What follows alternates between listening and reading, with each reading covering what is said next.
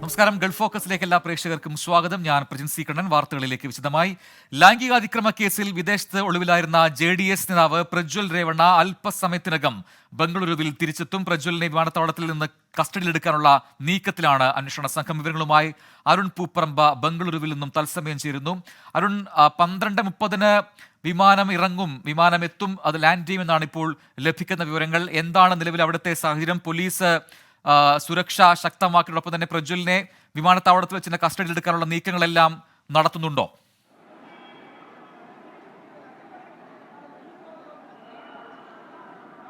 പ്രജിൻ നിലവിൽ ലഭിക്കുന്ന സമയക്രമം അനുസരിച്ച് 12:37 വിമാനം ബംഗളൂരു വിമാനത്താവളത്തിൽ എത്തിച്ചേരും. അതിനുശേഷം പ്രജ്വൽ പുറത്തേക്ക് ഇറങ്ങും, അതായത് എമിഗ്രേഷൻ വിഭാഗത്തിലേക്ക് എത്തും.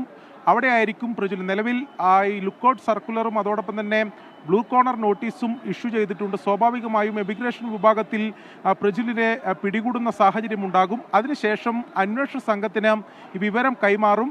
അന്വേഷണ സംഘം പ്രജ്വലിനെ കസ്റ്റഡിയിലെടുക്കുകയും ചെയ്യും. നിലവിൽ ഞാനുള്ളത് ഈ ബംഗളൂരു വിമാനത്താവളത്തിലാണ്. ഇവിടെ നേരത്തെ തന്നെ SIT പ്രത്യേക അന്വേഷണ സംഘത്തിൻ്റെ ഉദ്യോഗസ്ഥർ ഇവിടെ എത്തിച്ചേർന്നിട്ടുണ്ട്. പ്രജ്വലിനെ ഇവിടെ വെച്ച് തന്നെ കസ്റ്റഡിയിലെടുക്കുക എന്ന കാര്യം നേരത്തെ തന്നെ തീരുമാനിച്ചതാണ്. അവർ അത് അറിയിക്കുകയും ചെയ്തിട്ടുണ്ട്. പ്രജ്വൽ ആവശ്യപ്പെട്ടത് നിലവിൽ രാത്രി ഇവിടെ എത്തിയതിനു ശേഷം നാളെ രാവിലെ 10 മണിക്ക് ഈ അന്വേഷണ സംഘത്തിന് മുമ്പാകെ ഹാജരാകും എന്നതാണ് പ്രജ്വൽ അറിയിച്ചിരുന്നത്. എന്നാൽ അത് അന്വേഷണ സംഘം അംഗീകരിക്കാൻ തയ്യാറായില്ല. എപ്പോൾ വിമാനത്താവളത്തിലെത്തുന്നോ അവിടെ വെച്ച് കസ്റ്റഡിയിലെടുക്കുക എന്ന നടപടി സ്വീകരിക്കും എന്നതാണ് SIT വൃത്തങ്ങൾ അറിയിച്ചത്. അതിനുശേഷം നാളെയായിരിക്കും അറസ്റ്റ് ഉൾപ്പെടെയുള്ള നടപടിയിലേക്ക് കടക്കുക. നിലവിൽ വിമാനം 7 മിനിറ്റ് മാത്രമേ വൈകിട്ടുള്ളൂ. 12:37 വിമാനം ബംഗളൂരു വിമാനത്താവളത്തിൽ എത്തിച്ചേരും എന്നതാണ് ഇപ്പോൾ നമുക്ക് ലഭ്യമാവുന്ന വിവരം. ഏറെ നിർണായകമായിട്ടുള്ള അറസ്റ്റാണ്. ഈ കേസിൽ അന്വേഷണത്തെ സംബന്ധിച്ച് വലിയ നിലവിൽ ഉള്ള പ്രതിസന്ധി മറികടക്കുക, അന്വേഷണ പുരോഗതി കൈവരിക്കാൻ പ്രജ്വലിനെ അറസ്റ്റ് ചെയ്യണം, വിശദമായി ചോദ്യം ചെയ്യേണ്ടതുണ്ട്. പ്രജ്വലിനെ നാളെ അറസ്റ്റ് രേഖപ്പെടുത്തിയതിനു ശേഷം പ്രജ്വലിനെ കസ്റ്റഡി ലഭിക്കുന്നതിന് വേണ്ടി അപേക്ഷ നൽകും എന്നതും അന്വേഷണ സംഘം എന്തായാലും അറിയിച്ചിട്ടുണ്ട്. നിലവിൽ പ്രത്യേക അന്വേഷണ സംഘം SIT വൃത്തങ്ങൾ നേരത്തെ തന്നെ ബംഗളൂരു വിമാനത്താവളത്തിൽ എത്തിച്ചേർന്നിട്ടുണ്ട്. പ്രജ്വൽ നാളെ ഹാജരാകാം എന്ന കാര്യം അവസാന നിമിഷം പോലും അഭിഭാഷകൻ മുഖേന SIT വൃത്തങ്ങളെ അറിയിച്ചിരുന്നു എന്നതാണ് നമ്മൾ മനസ്സിലാക്കുന്നത്. എന്നാൽ അത് അന്വേഷണ സംഘം അതിന് തയ്യാറായിട്ടില്ല.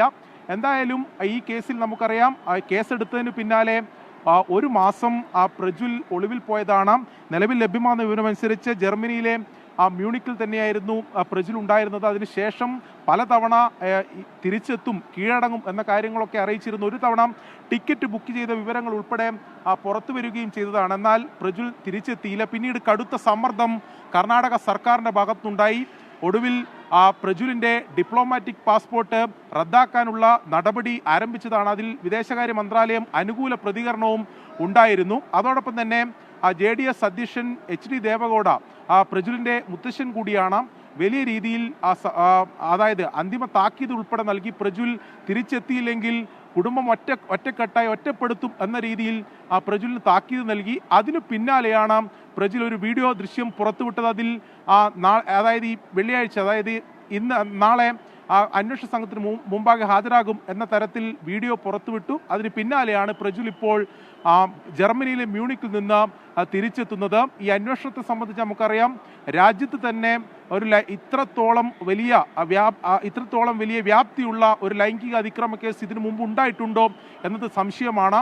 അതിനകത്ത് 200-ലധികം സ്ത്രീകൾ ഇതിൽ ഇരയായിട്ടുണ്ടെന്നും 3000-ലധികം ദൃശ്യങ്ങൾ നേരത്തെ തന്നെ പുറത്തു വന്നതാണ്. എന്നാൽ അന്വേഷണത്തിൻ്റെ ഒരു ഘട്ടത്തിൽ വലിയ പ്രതിസന്ധി നേരിട്ടത് ഈ പീഡനത്തിനിരയായിട്ടുള്ള ഈ യുവതികൾ ഉൾപ്പെടെ, സ്ത്രീകൾ ഉൾപ്പെടെ ഇതിൽ മൊഴി നൽകാനോ പരാതി നൽകാനോ തയ്യാറായിരുന്നില്ല. പല കാരണങ്ങളുണ്ട്. അവർക്ക് ഇവരുടെ രാഷ്ട്രീയ സ്വാധീനം ഭയന്നിട്ടാകാം മുന്നോട്ട് വരാത്ത. അത്തരത്തിൽ പല കാരണങ്ങളാൽ അവർ മുന്നോട്ട് വന്നിരുന്നില്ല. ആ ഘട്ടത്തിൽ അന്വേഷണത്തിൽ ഒരു പ്രതിസന്ധി നേരിട്ടിരുന്നു. എന്നാൽ പ്രജ്വലിനെ കൃത്യമായി പിടികൂടാൻ ബ്ലൂ കോർണർ നോട്ടീസ് ഇറക്കി ഇന്റർപോളിന്റെ സഹായത്തോടെ പിടികൂടാനുള്ള ശ്രമങ്ങൾ ഉൾപ്പെടെ നടത്തിയതാണ്. എന്നാൽ അത് വിജയം കണ്ടില്ല. പിന്നീടും തുടർച്ചയായിട്ടുള്ള സമ്മർദ്ദം അന്വേഷണ സംഘത്തിന്റെ ഭാഗത്തുനിന്ന് ഉണ്ടായി. കർണാടക സർക്കാരിൻ്റെ ഭാഗത്ത് മുഖ്യമന്ത്രി തന്നെ പല ഘട്ടങ്ങളിലായി കേന്ദ്ര സർക്കാരിനോട് ഈ ഡിപ്ലോമാറ്റിക് പാസ്പോർട്ട് റദ്ദാക്കണമെന്ന ആവശ്യം ഉന്നയിക്കുകയും ചെയ്തു. എന്തായാലും ഒടുവിൽ പ്രജ്വൽ രേവണ്ണ 1 മാസത്തെ ഒളിവ് ജീവിതത്തിന് ശേഷം ഇവിടെ എത്തിച്ചേരുകയാണ്. സ്വാഭാവികമായും രാഷ്ട്രീയമായ വലിയ മാനങ്ങൾ ഈ കേസിനുണ്ടായിട്ടുണ്ട്. നമുക്കറിയാം, ഒരു നിർണായകമായ തെരഞ്ഞെടുപ്പിന്റെ ഘട്ടത്തിലാണ് ഈ കേസുമായി ബന്ധപ്പെട്ട പല വിവരങ്ങളും പുറത്തു വന്നത്. അത് രാഷ്ട്രീയമായി തന്നെ കോൺഗ്രസ് തെരഞ്ഞെടുപ്പ് ഘട്ടങ്ങളിലൊക്കെ ഉപയോഗിച്ചതാണ്. തെരഞ്ഞെടുപ്പിന്റെ അവസാന ഘട്ടത്തിലാണ് പ്രജ്വൽ എത്തുന്നത് എന്നതുകൂടി നമ്മൾ കാണേണ്ടതുണ്ട്. ഒരുപക്ഷെ ആദ്യഘട്ടത്തിൽ പ്രജ്വൽ കീഴടങ്ങുമെന്ന സാഹചര്യം ഉണ്ടായപ്പോൾ BJPയുടെ കടുത്ത സമ്മർദ്ദം, തെരഞ്ഞെടുപ്പ് പ്രക്രിയ നടക്കുന്ന ഘട്ടത്തിൽ പ്രജ്വൽ കീഴടങ്ങിയാൽ അത് രാജ്യവ്യാപകമായി കോൺഗ്രസ് അത് പ്രചാരണത്തിന് ഉപയോഗിക്കും. അത് കോൺഗ്രസിന്റെ തെരഞ്ഞെടുപ്പ് പ്രചാരണങ്ങളിലെ ഒരു ഘട്ടത്തിൽ മുഖ്യ പ്രചാരണ വിഷയം തന്നെ ഇതായി മാറുകയും ചെയ്തിരുന്നു. അത്തരത്തിൽ ആശങ്ക BJPയെ സംബന്ധിച്ചിടത്തോളം ഒരുപക്ഷെ കർണാടകയിലെ തെരഞ്ഞെടുപ്പ് ഫലത്തെ പോലും നിർണ്ണയിക്കുക ഈ കേസുമായി ബന്ധപ്പെട്ട കാര്യങ്ങളായിരിക്കും എന്ന തരത്തിൽ പോലും രാഷ്ട്രീയമായ വിലയിരുത്തലുണ്ട്. അത്രത്തോളം കോളിളക്കം ഉണ്ടാക്കിയ ഒരു കേസാണ്. ഞാൻ നേരത്തെ സൂചിപ്പിച്ച പോലെ ആ രീതിയിൽ രാഷ്ട്രീയമായി തന്നെ JDS-നെതിരെയൊക്കെ ഇത് വലിയ രീതിയിൽ ഉപയോഗപ്പെടുത്തിയിരുന്നു മറുഭാഗം. പക്ഷേ ആ സമയത്തും എന്താണ് JDS ഇതിൽ സ്വീകരിക്കുന്ന നിലപാട് എന്നതിൽ എന്തെങ്കിലും വ്യക്തത കുറവുണ്ടോ? കാരണം ഒന്ന് പ്രജ്വലിന്റെ പിതാവ് എല്ലാം തന്നെ ഇതേ കേസുമായി ബന്ധപ്പെട്ടുകൊണ്ട് ആരോപണ വിധേയരാണ്, അല്ലെങ്കിൽ പോലീസിന്റെ നേരത്തെ പ്രജ്വലിന്റെ പിതാവിനെ പോലീസ് കസ്റ്റഡിയിൽ എടുത്തതുമാണ്. അങ്ങനെ പല രീതിയിൽ ഈ ഏറെ പ്രാധാന്യമുള്ള ഒരു കേസായി മാറുന്നുണ്ട് ഇത്. അപ്പോൾ എന്താണ് രാഷ്ട്രീയമായി എന്തെങ്കിലും വിശദീകരണം പാർട്ടിയുടെ ഭാഗത്തു നിന്നും ഉണ്ടാകുന്നുണ്ടോ ഈ ഘട്ടത്തിലെങ്കിലും?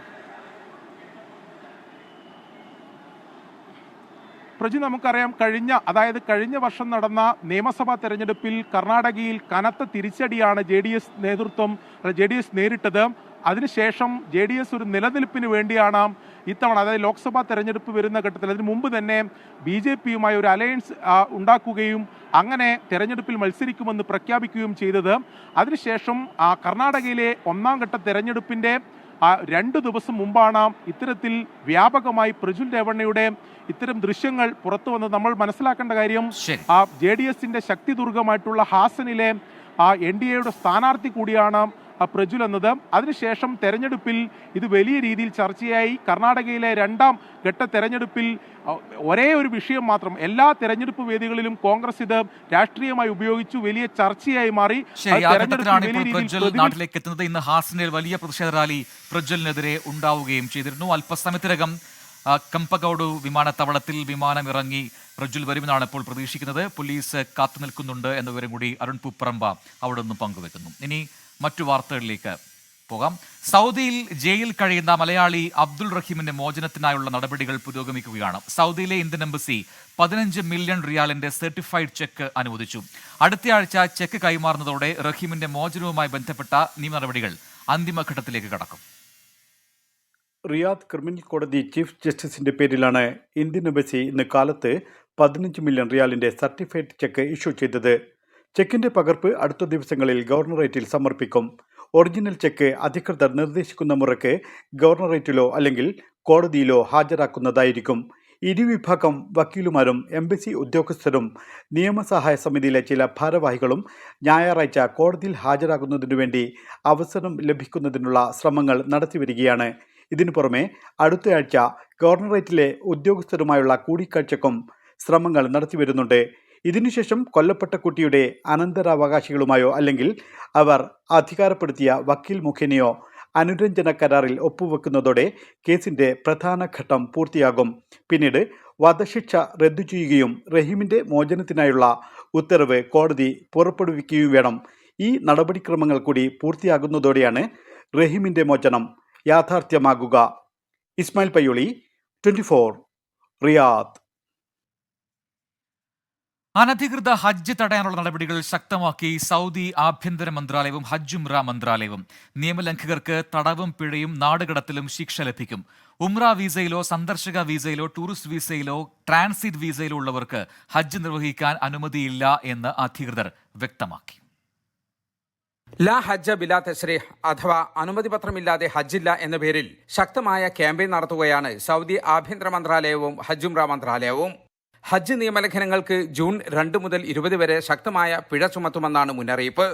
മക്ക നഗരത്തിലോ ഹറം പരിസരത്തോ ഹജ്ജുമായി ബന്ധപ്പെട്ട സ്ഥലങ്ങളിലോ ഹറമൈൻ റെയിൽവേ സ്റ്റേഷനിലോ ഈ കാലയളവിൽ ഹജ്ജിനുള്ള അനുമതി പത്രമില്ലാതെ പ്രവേശിച്ചാൽ 10,000 റിയാൽ പിഴ ചുമത്തും. നിയമലംഘനം ആവർത്തിച്ചാൽ പിഴയും കൂടും.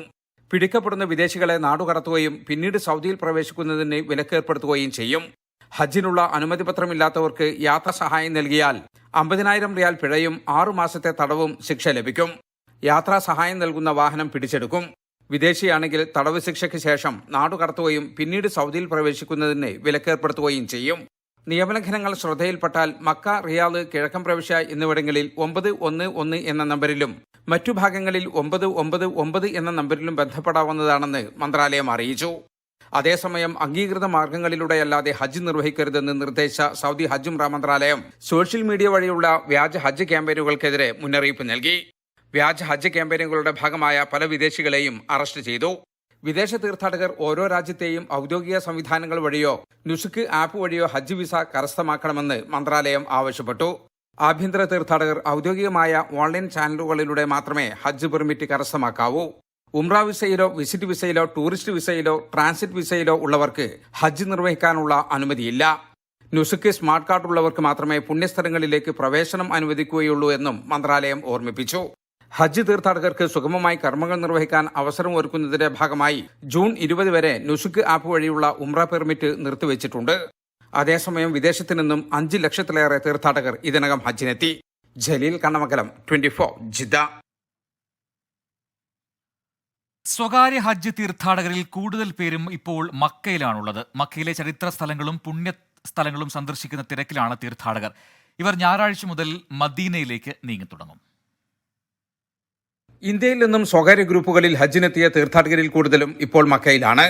മക്കയിലെ ചരിത്ര സ്ഥലങ്ങളും പുണ്യസ്ഥലങ്ങളും സന്ദർശിക്കുന്നതോടൊപ്പം വിവിധ മീഖാത്തുകളിൽ പോയി ഇഹ്റാം ചെയ്ത് ഉംറ നിർവഹിക്കുകയും ചെയ്യുന്നു. ചരിത്ര വിനോദസഞ്ചാര കേന്ദ്രമായ തായിഫിലും തീർത്ഥാടകർ സന്ദർശനം നടത്തുന്നു. വളരെ റാഹത്തോടെ 3 ഉംറകൾ പൂർത്തീകരിച്ചു. 4ാമത്തെ ഉംറ നിർവഹിക്കുന്നതിന് വേണ്ടി പരിശുദ്ധ റസൂൽ സല്ലല്ലാഹു അലൈഹി വസല്ലമ തങ്ങളുടെ ധാരാളം മനോഹരമായ സ്മരണകൾ ഉറങ്ങുന്ന പരിശുദ്ധമായ ഹുദൈബിയയിലേക്ക് യാത്ര തിരിക്കുകയാണ്. ഹുദൈബിയയിൽ നിന്ന് 4ാമത്തെ ഉംറയും പൂർത്തീകരിച്ച് മറ്റൊരു വിഭാഗം 5ാമത്തെ ഉംറയ്ക്ക് വേണ്ടി തായിഫിലേക്ക് പോയിരിക്കുന്നു. നാളെയും മറ്റന്നാളും ഒക്കെയായി മറ്റുള്ളവർ പോകാനിരിക്കുന്നു. വളരെയധികം സന്തോഷവാന്മാരായിരിക്കുന്നു. അൽഹംദുലില്ലാഹ്, ഞങ്ങൾ ഇബ്നു അബ്ബാസ് റളിയല്ലാഹു അൻഹുവിന്റെ ചാരത്താണ് എത്തിയിട്ടുള്ളത്. ഇൻഷാ അല്ലാഹ് ഇവിടുന്ന് സിയാറത്ത് കഴിഞ്ഞ് ഇനി ഞങ്ങൾ കർണു മനാസിർ എന്ന് പറയുന്ന മീഖാത്തിലേക്ക് യാത്ര പുറപ്പെടുകയും 5ാമത്തെ ഉംറയ്ക്ക് വേണ്ടി ഇഹ്റാം ചെയ്യുകയും ചെയ്യും. അള്ളാഹു ഞങ്ങൾ ചെയ്ത കർമ്മങ്ങളൊക്കെ സ്വീകരിക്കുമാറാവട്ടെ. മെയ് 15-നാണ് സ്വകാര്യ ഗ്രൂപ്പ് വഴിയുള്ള ആദ്യ ഹജ്ജ് സംഘം പുണ്യഭൂമിയിലെത്തിയത്. ഹറം പള്ളിക്ക് തൊട്ടടുത്ത് തന്നെ പല തീർത്ഥാടകർക്കും താമസ സൗകര്യം ലഭിക്കുകയും ചെയ്തിട്ടുണ്ട്. ഇപ്പോൾ മക്കയിലുള്ള സ്വകാര്യ ഗ്രൂപ്പുകളിലെ തീർത്ഥാടകരിൽ കൂടുതലും ഞായറാഴ്ച മുതൽ മദീനയിലേക്ക് നീങ്ങും. 8 ദിവസത്തെ മദീന സന്ദർശനത്തിന് ശേഷം ഹജ്ജിനുള്ള ഇഹ്റാം ചെയ്ത് മക്കയിൽ തിരിച്ചെത്തും. മിനായിലെ താമസത്തിന് സോൺ തിരിച്ചുള്ള പുതിയ രീതി ഇത്തവണ പ്രാബല്യത്തിൽ വന്നിട്ടുണ്ട്. ഇതുപ്രകാരം സ്വകാര്യ ഗ്രൂപ്പുകളിലെ ഭൂരിഭാഗം തീർത്ഥാടകരും 5ാമത്തെ സോണിൽ, അതായത് മിനായുടെ പരമ്പരാഗത അതിർത്തിക്ക് പുറത്ത് ന്യൂ മിനായിലായിരിക്കും താമസിക്കുക. ജലീൽ കണ്ണമംഗലം, 24 ജിദ്ദ. മക്ക KMCCക്ക് കീഴിൽ ഇത്തവണ ഹജ്ജ് സേവന രംഗത്തുള്ളത് 800ഓളം വളണ്ടിയേഴ്സ്. ആദ്യമായി ഹജ്ജ് നിർവഹിക്കുന്നവർക്കും പ്രായമായ തീർത്ഥാടകർക്കും രോഗികൾക്കുമെല്ലാം ഏറെ ആശ്വാസമാണ് സന്നദ്ധ പ്രവർത്തകരുടെ സേവനം. നബി പിറന്ന മണ്ണിലെത്തി നിൽക്കും നിങ്ങളെ ചേർത്തു നിർത്തി സ്വീകരിക്കും KMCC ഖിദ്മയാ പൂർത്തി റബ്ബിൻ വജ്ഹിലാ കീർത്തി. തീർത്ഥാടകരുടെ ആദ്യ സംഘം പുണ്യഭൂമിയിലെത്തിയപ്പോൾ ഹൃദ്യമായ സ്വീകരണം നൽകിക്കൊണ്ട് മക്ക KMCC പ്രവർത്തകരുടെ ഈ വർഷത്തെ ഹജ്ജ് സേവനം ആരംഭിച്ചു. സ്വാഗതഗാനം ആലപിച്ചും സമ്മാനങ്ങൾ വിതരണം ചെയ്തും വനിതകൾ ഉൾപ്പെടെയുള്ള വളണ്ടിയർമാർ തീർത്ഥാടകരെ സ്വീകരിക്കുന്നു. തീർത്ഥാടകർക്ക് കഞ്ഞിയും മറ്റു ഭക്ഷണ സാധനങ്ങളും വിതരണം ചെയ്യുന്നു. ഹറം പള്ളിയിൽ പോയി വരുന്ന തീർത്ഥാടകരെ ബസ് കയറാനും മറ്റും സഹായിക്കുന്നു. സൗദി KMCCക്ക് കീഴിൽ 4000-ഓളം വളണ്ടിയർമാർ ഇത്തവണ ഹജ്ജ് സേവന രംഗത്തുണ്ടാകും. സൗദി നാഷണൽ KMCC കീഴിൽ ഈ വർഷം ഹജ്ജ് സേവന രംഗത്ത് 4000 വളണ്ടിയർമാരാണ് നമ്മൾ തയ്യാറാക്കിയിട്ടുള്ളത്. അതിൽ 800 വളണ്ടിയർമാരാണ് മക്കയിൽ 24 മണിക്കൂറും വിവിധ വിങ്ങുകളായി നമ്മൾ പ്രവർത്തിക്കാൻ തയ്യാറാക്കി നിർത്തിയിട്ടുള്ളത്.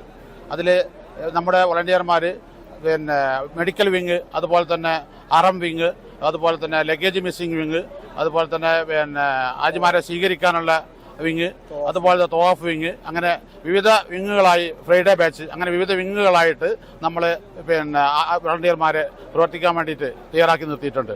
മീനയും അറഫയും ഉൾപ്പെടെ ഹജ്ജ് തീർത്ഥാടകർ എത്തുന്ന എല്ലാ ഭാഗത്തും KMCC വളണ്ടിയർമാരുടെ സേവനമുണ്ടാകും. ഹജ്ജിന്റെ പുണ്യകർമ്മങ്ങൾ നടക്കുന്ന മീനയിലും അറഫയിലും മുസ്ദലിഫയിലും ഈ വർഷത്തെ ഹജ്ജ് സേവനത്തിന് വളരെ പ്രാധാന്യത്തോടു കൂടിയിട്ട് തന്നെ വളരെ വളണ്ടിയർ സേവനത്തിന് രംഗത്തിറങ്ങിയ നമ്മുടെ പ്രിയപ്പെട്ട വളണ്ടിയർമാർക്ക് എല്ലാ നിർദ്ദേശങ്ങളും നൽകി, അവർക്ക് ക്ലാസുകൾ നൽകി, അതുപോലെ തന്നെ വിവിധ ട്രെയിനിങ്ങുകൾ നടത്തി അവരെ സജ്ജമാക്കിയിട്ടുണ്ട്. രോഗികളായ തീർത്ഥാടകർക്കും മറ്റും ഇന്ത്യൻ ഹജ്ജ് മിഷൻ നൽകി വരുന്ന സേവനങ്ങൾക്ക് ഏറെ സഹായകരമാണ് KMCC പ്രവർത്തകരുടെ സാന്നിധ്യം. ഇന്ത്യയിൽ നിന്നുള്ള അവസാന തീർത്ഥാടകനും മടങ്ങുന്നതുവരെ KMCC വളണ്ടിയർമാരുടെ സേവനമുണ്ടാകുമെന്നും ഭാരവാഹികൾ അറിയിച്ചു. മക്കയിൽ നിന്നും ജലീൽ കണ്ണമംഗലം, 24. അടുത്ത മാസം 1 മുതൽ കുവൈറ്റിൽ തുറസായ സ്ഥലങ്ങളിൽ തൊഴിൽ ചെയ്യുന്നതിന് നിരോധനം. മാനവശേഷി പൊതുസമിതി അധികൃതരാണ് നിരോധനം ഏർപ്പെടുത്തിയത്. രാവിലെ 11 മണി മുതൽ വൈകിട്ട് 4 മണി വരെയാണ് നിരോധനം. ഓഗസ്റ്റ് 31 വരെ നിയന്ത്രണമുണ്ടാകും. നിർദ്ദേശം ലംഘിക്കുന്ന സ്ഥാപനങ്ങൾക്കെതിരെ നടപടി സ്വീകരിക്കുമെന്ന് അധികൃതർ അറിയിച്ചു.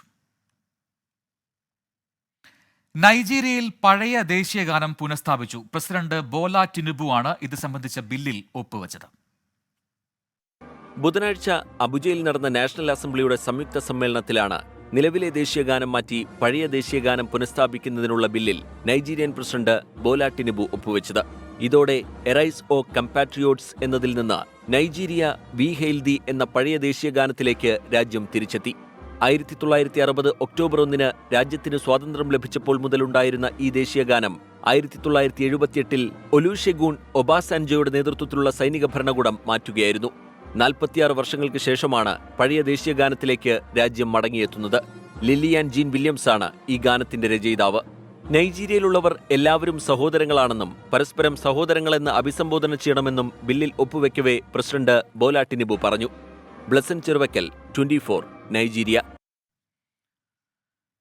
കുവൈറ്റ് ലുലു ഹൈപ്പർ മാർക്കറ്റിൽ ലുലു വേൾഡ് ഫുഡ് ഫെസ്റ്റിവലിന് തുടക്കമായി. ലോകത്തിന്റെ വിവിധ ഭാഗങ്ങളിൽ നിന്നുള്ള രുചിക്കൂട്ടുകാരുടെ പ്രദർശനവും വിൽപ്പനയും നടക്കും.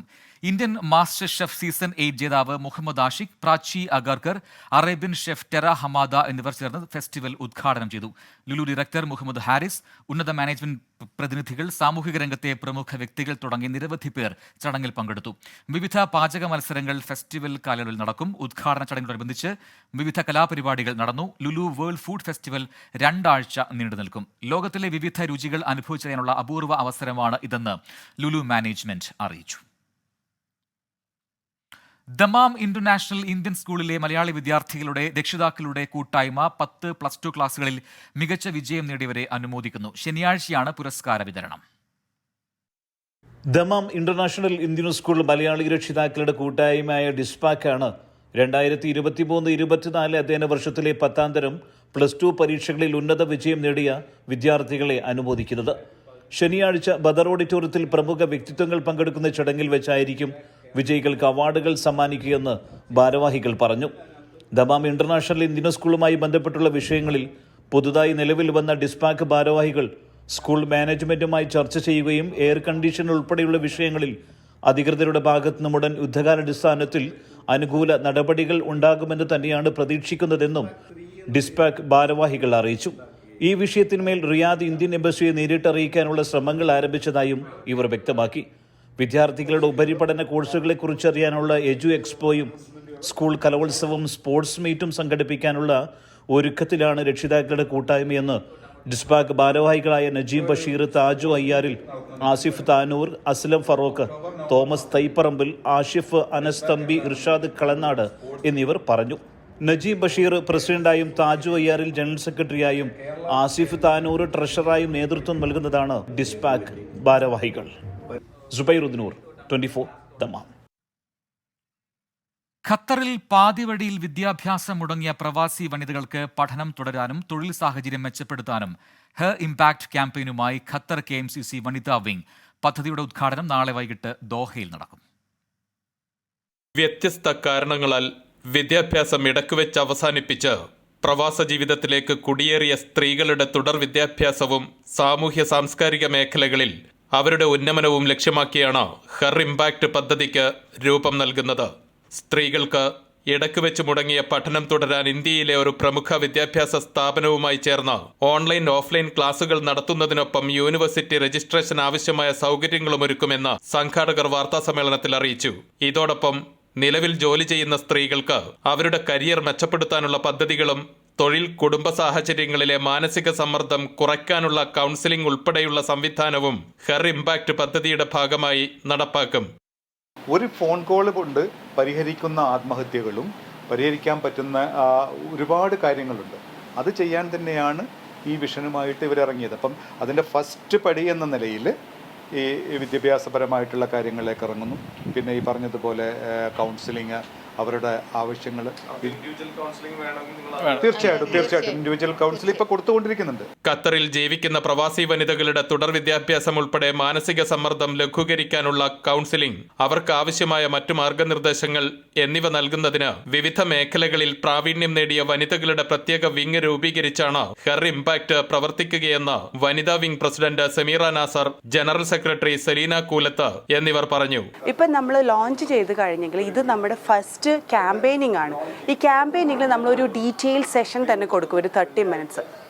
അങ്ങനെ അതിൽ ഞങ്ങളൊരു QR കോഡ് കൊടുക്കും. അത് സ്കാൻ ചെയ്യുന്നവർ ആ ഒരു ലിസ്റ്റിൽ വരും. എന്നിട്ട് വിത്തിൻ ഒരു 2 മന്ത്സിൻ്റെ ഉള്ളിൽ നമ്മൾ ഗ്യാദർ ചെയ്ത് ഫസ്റ്റ് കം ഫസ്റ്റ് സെർവ്ഡ് ആണ്, ഫസ്റ്റ് വരുന്ന ആളുകളെ നമ്മൾ ഈ ഒരു ബാച്ചിലേക്ക് ഇട്ടിട്ട് നമ്മൾ മെൻറ്റർ വഴി അവരെ റിക്വയർമെൻറ്റ്സ് നോക്കിയിട്ടാണ് നമ്മൾ ഇതിലോട്ട് പോകുന്നത്. ഇതിനായി അനുവദിക്കുന്ന പ്രത്യേക QR കോഡ് വഴി സ്ത്രീകൾക്ക് സഹായം തേടാവുന്നതാണ്. മെയ് 31 വെള്ളിയാഴ്ച വൈകിട്ട് 6:30 റയാൻ പ്രൈവറ്റ് സ്കൂളിലാണ് പദ്ധതിയുടെ ഔദ്യോഗിക പ്രഖ്യാപനവും ഉദ്ഘാടനവും നടക്കുക. പരിപാടിയോടനുബന്ധിച്ച് വൈകുന്നേരം 4 മണി മുതൽ മുൻകൂട്ടി പേര് രജിസ്റ്റർ ചെയ്ത 100-ലധികം വനിതകളുടെ മെഹന്തി മത്സരവും മറ്റു പരിപാടികളും നടക്കും. നേരത്തെ നടന്ന ഫോട്ടോഗ്രഫി, കാലിഗ്രഫി, പ്രബന്ധരചന, കളറിംഗ്, പെയിന്റിംഗ് മത്സര വിജയികൾക്കുള്ള സമ്മാനദാനവും വിധികർത്താക്കളെ ആദരിക്കലും നടക്കുമെന്നും സംഘാടകർ അറിയിച്ചു. തുടർന്ന് ഖത്തറിലെ പ്രമുഖ ഗായകരെ അണിനിരത്തിയുള്ള സംഗീത പരിപാടിയും അരങ്ങേറും. വൈകിട്ട് 7 മണിക്ക് ആരംഭിക്കുന്ന ഉദ്ഘാടന ചടങ്ങ് മുസ്ലിം ലീഗ് സംസ്ഥാന സെക്രട്ടറിയും മുൻ MLA-യുമായ പാറക്കൽ അബ്ദുല്ല ഉദ്ഘാടനം ചെയ്യും. KMCC സംസ്ഥാന പ്രസിഡന്റ് ഡോക്ടർ അബ്ദുൽ സമദ്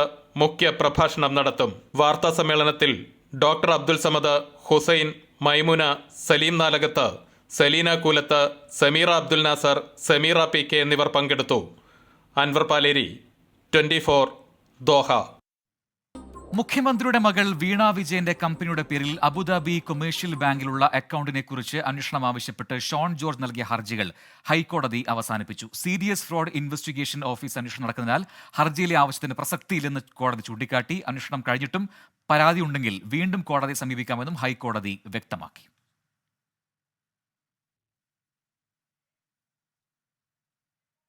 ഇടപാടും പരിശോധിക്കണമെന്നായിരുന്നു ഹർജിയിലെ ആവശ്യം. വീണ വിജയനും ബന്ധു M സുനീഷുമാണ് അക്കൗണ്ട് കൈകാര്യം ചെയ്യുന്നതെന്ന് തനിക്ക് തെളിവ് ലഭിച്ചിട്ടുണ്ടെന്നും ഹൈക്കോടതിയിൽ നൽകിയ ഉപഹർജിയിൽ ഷോൺ ജോർജ് വ്യക്തമാക്കിയിരുന്നു. എന്നാൽ സീരിയസ് ഫ്രോഡ് ഇൻവെസ്റ്റിഗേഷൻ ഓഫീസ് അന്വേഷണം നടത്തുന്നതിനാൽ ഹർജിയിലെ ആവശ്യത്തിന് പ്രസക്തിയില്ലെന്ന് കോടതി ചൂണ്ടിക്കാട്ടി. അന്വേഷണം കഴിഞ്ഞിട്ടും പരാതിയുണ്ടെങ്കിൽ വീണ്ടും കോടതിയെ സമീപിക്കാമെന്നും ഹൈക്കോടതി വ്യക്തമാക്കി. മാസപ്പടി കേസിൽ നൽകിയ ഹർജിയുടെ ഭാഗമായിട്ടായിരുന്നു ഉപഹർജി. വിവാദ കമ്പനികളായ SNC ലാവലിൻ, PwC എന്നിവയിൽ നിന്ന് കോടിക്കണക്കിന് രൂപ അബുദാബിയിലെ അക്കൗണ്ടിലെത്തിയെന്നാണ് ഷോൺ ജോർജ് ആരോപിച്ചത്. അതേസമയം SFIO അന്വേഷണത്തെ ചോദ്യം ചെയ്ത് KSIDC നൽകിയ ഹർജി ജൂലൈ 15 മാറ്റി. 24 കൊച്ചി. മുഖ്യമന്ത്രിയുടെ മകൾ വീണ വിജയന്റെ എക്സാലോജി കമ്പനിയുമായി ബന്ധമില്ലെന്ന് ദുബായിലെ Exalogic consulting company. SNC Lavalin, PwC എന്നീ കമ്പനികളുമായി ഇടപാടുകളില്ല. പ്രധാനപ്പെട്ട ഏതെങ്കിലും സ്ഥാനത്ത് വീണ, സുനീഷ് എന്നീ പേരുകളിൽ ആരും ഇല്ലെന്നും എക്സാലോജി കൺസൾട്ടിംഗ് കമ്പനി സഹസ്ഥാപകൻ സസൂൺ സാദിഖ്, നവീൻ കുമാർ എന്നിവർ വിശദീകരിച്ചു. നമുക്ക് ഒരു ബന്ധവുമില്ല ഈ പറയുന്ന ആൾക്കാരുമായിട്ട്. നമ്മുടെ ക്ലയൻറ്റ് ലിസ്റ്റിൽ ഈ രണ്ടുപേരും നമ്മുടെ ക്ലയൻറ്റ് അല്ല. ഇതുവരെ അവരുമായിട്ട് ഒരു ബിസിനസ്സും ചെയ്തിട്ടില്ല. ഇപ്പോൾ ഇന്നലെ വന്ന ന്യൂസ് ക്ലിപ്സ്, ഒരു 2-3 ക്ലിപ്സ് നമ്മൾ കണ്ടു. അതിൽ നമ്മുടെ പേരും മറ്റ് ആൾക്കാരുടെ പേരും ചേർത്ത് പറഞ്ഞിരുന്നു. എക്സാലോജി കൺസൾട്ടിംഗ് എന്നും പറഞ്ഞിരുന്നു. അപ്പം we wanted to clarify that Exalogic consulting is an independent consulting firm. അത് എക്സാലോജിക് സൊല്യൂഷൻസുമായിട്ട് ഒരു ബന്ധവും ഇല്ല എന്നുള്ളത് ക്ലാരിഫൈ ചെയ്യാനാണ് നമ്മൾ ഈ പ്രസ് മീറ്റ് കൂട്ടിയത്. ലണ്ടനിൽ മലയാളിയായ 10 വയസ്സുകാരിക്ക് വെടിയേറ്റു. കൊച്ചി ഗോത്തുരുത്ത് സ്വദേശി ലിസ മരിയക്കാണ് വെടിയേറ്റത്. അതീവ ഗുരുതരാവസ്ഥയിൽ വെന്റിലേറ്ററിലാണ് പെൺകുട്ടി. ഗോതുരുത്ത് സ്വദേശികളായ വിനയ, അജീഷ് കോൾ ദമ്പതികളുടെ മകളാണ് ലിസ മരിയ. ഇന്നലെ രാത്രി മാതാപിതാക്കൾക്കൊപ്പം ലണ്ടനിലെ ഹോട്ടലിൽ ഭക്ഷണം കഴിക്കുന്നതിനിടെയാണ് വെടിയേറ്റത്. ലിസയ്ക്ക് പുറമെ മറ്റു 3 പേർ കൂടി വെടിയേറ്റിട്ടുണ്ട്. വെടിയുതിർത്ത ആളെ കണ്ടെത്താനായിട്ടില്ല. ഗുരുതര പരിക്കുകളോടെ പെൺകുട്ടിയെ ലണ്ടനിലെ ആശുപത്രിയിൽ പ്രവേശിപ്പിച്ചു. തലയ്ക്കാണ് പരുക്ക്. ലിസമരിയയും കുടുംബവും വർഷങ്ങളായി ബർമിംഗ്ഹാമിലാണ് താമസം. വെടിയുതിർത്ത അജ്ഞാതനെ കണ്ടെത്താൻ അന്വേഷണം ഊർജിതമാണ്. 24 കൊച്ചി. കാലവർഷം കേരളത്തിലെത്തി. മൺസൂൺ മഴമേഘങ്ങൾ വടക്കൻ കേരളം വരെ വ്യാപിച്ചു. സംസ്ഥാനത്ത് പരക്കെ ശക്തമായ മഴ തുടരും. 14 ജില്ലകളിലും മഴ മുന്നറിയിപ്പുകളുണ്ട്. കേരള ലക്ഷദ്വീപ് തീരങ്ങളിൽ മത്സ്യബന്ധനത്തിന് വിലക്കേർപ്പെടുത്തി. പ്രതീക്ഷിച്ചതിലും ഒരു ദിവസം മുന്നേ കേരളത്തിൽ കാലവർഷമെത്തി. കണ്ണൂർ ജില്ല വരെ നിലവിൽ കാലവർഷം വ്യാപിച്ചതായി കേന്ദ്ര കാലാവസ്ഥാ വകുപ്പ് അറിയിച്ചു. തെക്കുകിഴക്കൻ അറബിക്കടലിൽ കേരള തീരത്തിനരികെ ചക്രവാത ചുഴി രൂപപ്പെട്ടു. കേരള തീരത്ത് ശക്തമായ പടിഞ്ഞാറൻ കാറ്റും നിലനിൽക്കുന്നു. സംസ്ഥാനത്ത് അടുത്ത 5 ദിവസം പരക്കെ ശക്തമായ മഴയ്ക്കാണ് സാധ്യത. ഇന്നു 14 ജില്ലകളിലും മഴ മുന്നറിയിപ്പുണ്ട്. മധ്യകേരളത്തിൽ അതിശക്തമായ മഴയ്ക്കാണ് സാധ്യത. ആലപ്പുഴ, കോട്ടയം, എറണാകുളം ജില്ലകളിൽ ഓറഞ്ച് അലേർട്ടും 11 ജില്ലകളിൽ യെല്ലോ അലേർട്ടും പ്രഖ്യാപിച്ചു. നാളെ മുതൽ തിങ്കളാഴ്ച വരെ തിരുവനന്തപുരവും കൊല്ലവും ഒഴികെയുള്ള 12 ജില്ലകളിലും യെല്ലോ മുന്നറിയിപ്പ് നൽകി. മലയോര മേഖലകളിൽ മഴ കനത്തേക്കും. മഴയ്ക്കൊപ്പം ശക്തമായ കാറ്റിനും ഇടിമിന്നലിനും സാധ്യതയുണ്ട്. പൊതുജനങ്ങൾ ജാഗ്രത പാലിക്കണമെന്ന് ദുരന്ത നിവാരണ അതോറിറ്റി വ്യക്തമാക്കി. മണിക്കൂറിൽ പരമാവധി 55 കിലോമീറ്റർ വരെ വേഗതയിൽ ശക്തമായ കാറ്റിനും മോശം കാലാവസ്ഥയ്ക്കും സാധ്യതയുള്ളതിനാൽ കേരള തീരത്തും ലക്ഷദ്വീപ് പ്രദേശത്തും മത്സ്യബന്ധനത്തിനു വിലക്കേർപ്പെടുത്തി. കേരള, തെക്കൻ തമിഴ്നാട് തീരങ്ങളിൽ ഉയർന്ന തിരമാലയ്ക്കും കടലാക്രമണത്തിനും സാധ്യതയുള്ളതിനാൽ മത്സ്യത്തൊഴിലാളികളും തീരദേശവാസികളും ജാഗ്രത പാലിക്കണം. 24 തിരുവനന്തപുരം. കേരളത്തിൽ വ്യാപക മഴക്കെടുതി. ചേർത്തലയിൽ വെള്ളക്കെട്ടിൽ വീണ് ഒരാൾ മരിച്ചു. കോഴിക്കോട് 8 പേർക്ക് മിന്നലേറ്റു. വെള്ളക്കെട്ടും കടപുഴകിയ മരങ്ങളും പലയിടത്തും ഗതാഗതം തടസ്സപ്പെടുത്തി. കൊച്ചിയിൽ മഴക്കാലപൂർവ്വ ശുചീകരണം സമയബന്ധിതമായി പൂർത്തിയാക്കാൻ കഴിഞ്ഞില്ലെന്ന് മേയർ എം അനിൽകുമാർ തുറന്നു സമ്മതിച്ചു.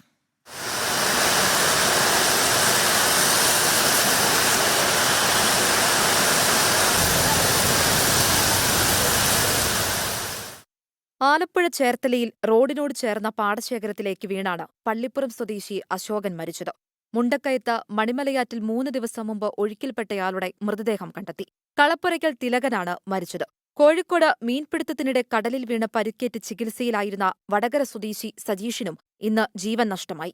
മലപ്പുറം താനൂരിൽ നിന്ന് മീൻപിടുത്തത്തിനു പോയ 2 വള്ളങ്ങൾ ശക്തമായ കാറ്റിലും തിരയിലും പെട്ടുമറിഞ്ഞു. വള്ളത്തിലുണ്ടായിരുന്നവരെ ബോട്ടിലെത്തിയ മത്സ്യത്തൊഴിലാളികൾ രക്ഷപ്പെടുത്തി. കോഴിക്കോട് സൗത്ത് ബീച്ചിൽ 8 പേർക്ക് മിന്നലേറ്റു. ലോറിയുടെ മുകളിൽ കയറി പണിയെടുക്കുകയായിരുന്ന 2 പേർ മിന്നലേറ്റ ആഘാതത്തിൽ താഴെ വീണു. പത്തനംതിട്ട ഏഴംകുളത്ത് കാറിന് മുകളിലേക്ക് മരക്കൊമ്പ് പൊട്ടിവീണു. യാത്രക്കാർ സുരക്ഷിതരാണ്.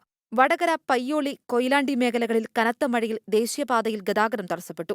മഴ കുറഞ്ഞിട്ടും എറണാകുളത്ത് വെള്ളക്കെട്ട് ഒഴിഞ്ഞിട്ടില്ല. പാലാരിവട്ടം, കാക്കനാട്, കളമ്പശ്ശേരി, ചങ്ങമ്പുഴ നഗർ റോഡുകളിലാണ് പ്രശ്നം രൂക്ഷം. മഴക്കാലപൂർവ്വ ശുചീകരണം പൂർത്തിയാക്കാനായില്ലെന്നും മാലിന്യങ്ങൾ കെട്ടിക്കിടക്കുന്നത് പ്രതിസന്ധിയായെന്നും കൊച്ചി മേയർ എം അനിൽകുമാർ 24നോട്. ഞങ്ങൾക്ക് ഈ പ്രവർത്തനം പൂർണ്ണമായും പൂർത്തീകരിക്കാൻ കഴിഞ്ഞില്ല എന്ന ഗൗരവമായ വിമർശനം ഞങ്ങൾക്ക് അറിയാം. കാരണം ഞങ്ങൾ തന്നെ ഇപ്പോൾ കൊച്ചിയിൽ തന്നെ നമ്മളൊരു മെയ് 15 മുമ്പ് തീർക്കണം എന്ന് ധരിച്ചത്. പക്ഷെ അത് തീർന്നില്ല.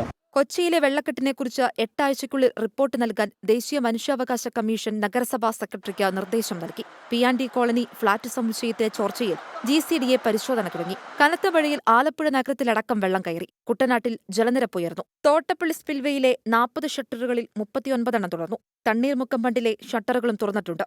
മീനച്ചിലാർ കരകവിഞ്ഞതോടെ കോട്ടയം, തിരുവാർപ്പ്, ഐമനം, ഇല്ലിക്കൽ, ചെങ്ങളം തുടങ്ങിയ മേഖലകളിൽ വെള്ളം കയറി. തിരുവനന്തപുരം നഗരത്തിൽ വെള്ളക്കെട്ടിന് ആശ്വാസമുണ്ട്. താഴ്ന്ന പ്രദേശങ്ങളിൽ താമസിക്കുന്നവർ വീടുകളിലേക്ക് മടങ്ങിത്തുടങ്ങി. എന്നാൽ വർക്കല ക്ലിഫിൽ വീണ്ടും കുന്നിടിഞ്ഞു. News desk 24. ബുള്ളറ്റിൻ പൂർത്തിയാവുന്നു. നമസ്കാരം.